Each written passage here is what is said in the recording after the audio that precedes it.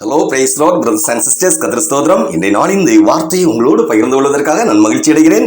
தேவன் நமக்கு தந்திருக்கும் இன்றைய நாளின் இந்த வார்த்தை, பாவம் செய்கிறவன் பிசாசினால் உண்டாயிருக்கிறான். 1 யோவான் புஸ்தகம் 3 அதிகாரம் 8 அன்பு தேவர்களே, சமீபத்தில் காட்டு பன்றிகளை பிடிக்கும் ஒரு முறைமை குறித்து கேள்விப்பட்டேன்.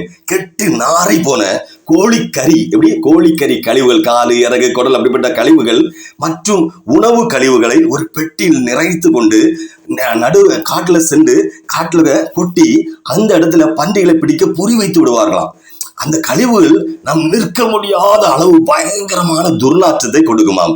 ஆனால் பன்றிகள் அந்த நாற்றத்தை முகர்ந்து கொண்டு அது தேடி பல கிலோமீட்டர், அந்த இடத்துல இருந்து பல தூரம், பல கிலோமீட்டர், மைல் கணக்கான நிறைய இடத்துல தூரத்துல இருந்து அப்பால் கூட இருந்து அந்த நாற்றத்தை பார்த்து வருமா.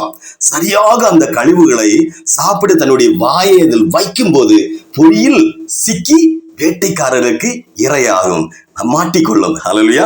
இது ஒரு உதாரணம் எடுத்துக்காட்டு சொல்லணும்னா, மதுபான கடைகள், எப்படி மதுபானம், பாக்கு, புகையில, கஞ்சா, விபச்சாரம், வேசித்தனம், அப்படிப்பட்ட காரியங்களுக்காக சிலர் ஜனங்கள் தங்களுடைய இருக்கிற இடத்துல இருந்து எத்தனை கிலோமீட்டர் தாண்டி அது மதுபானம், பிராண்டி கிடைக்கும், விஸ்கி கிடைக்கும், கஞ்சா, புகையில, விபச்சாரம் செய்கிற இடம் இருக்குன்னா அந்த இடம் அவ்வளோ தூரம் ரிஸ்க் எடுத்து நடந்துனாலும் போய் அதை அனுபவிப்பாங்க. ஹல்லேலூயா.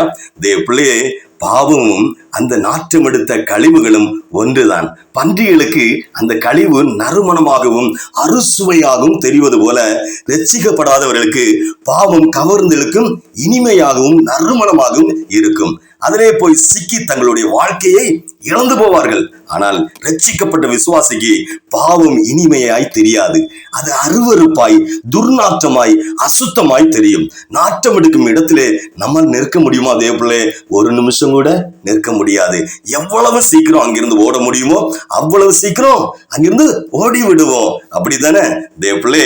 வேதம் சொல்லுகிறது, பாவம் செய்கிறவன் பிசாசினால் உண்டாயிருக்கிறான். பிசாசின் வித்தினால் உண்டானவர்கள் யார்? அவர்களுக்கும் பிசாசின் பிள்ளைகள் தானே. பிசாசின் குணாதிசயம் நம்மகிட்ட இருந்ததுன்னா அது நம்ம அப்ப பிசாசின் பிள்ளை தானே. ஹல்லேலூயா. சாத்தான் அருவருப்பானவன் தேவர்களே. எனவே அவனால் உண்டானவர்களும் அருவருப்பானவர்கள்.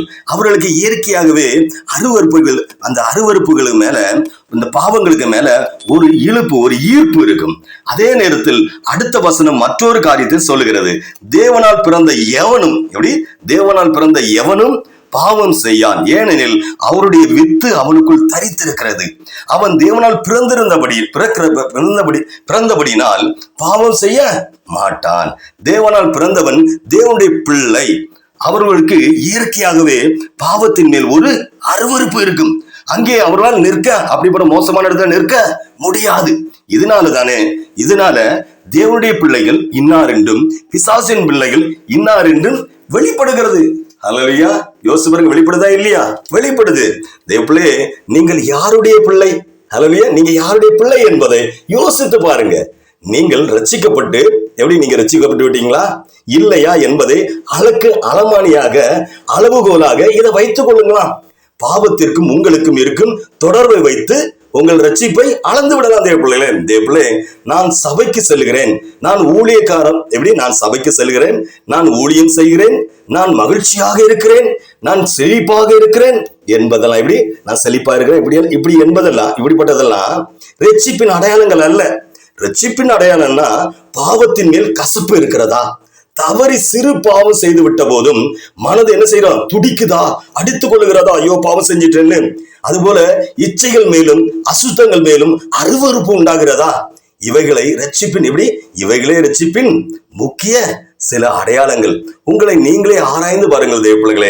கர்த்தர் உங்களை வழி நடத்துவார். இனி ஆண்டு சம்பந்த ஜெபம். பரிசுத்த தகப்பனே, இந்த அருமையான வேலையில கூட ஆண்டவரே, இந்த நாள்ல பாவ சாப ரோகங்களுக்கு இந்த பிள்ளைகள் தேவப்பிள்ளை மாட்டிக்கொள்ளாதபடி, பாவம் செய்கிறவன் பிசாசினால் உண்டாகிறான்னு சொல்லிடப்பா.